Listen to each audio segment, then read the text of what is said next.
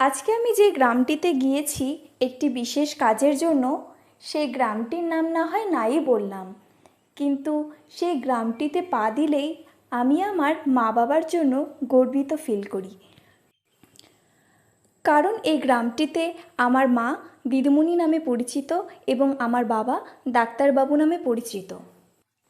এই গ্রামটিতে আমার মার সার্ভিস জীবনের 31 ইয়ার্স কেটে গিয়েছে। এই গ্রামটিতে মা বাবার পাশাপাশি আমরাও যে পরিমাণে সম্মান, আশীর্বাদ এবং ভালোবাসা পেয়েছি তা তোমাদের সাথে বলে শেষ করা যাবে না। এখানে একটি খুব সুন্দর মন্দির আছে, যেই মন্দিরটিতে আমরা এই গ্রামে আসলে অবশ্যই একবার করে তো ঘুরে যাবই। আজ আমার ইচ্ছে হলো এই মন্দিরটিতে একটু পুজো করব এবং নিজের সাধ্যমতো প্রসাদ বিতরণ করব। সত্যি ওই দিন মন্দিরে যারা যারা এসেছিল তাদের প্রত্যেককে আমার সামর্থ্য মতো প্রসাদ বিতরণ করেছি, কাউকে ফিরে যেতে দেইনি। আজকে তো আমার দিনটা খুব ভালো মতো কাটলো।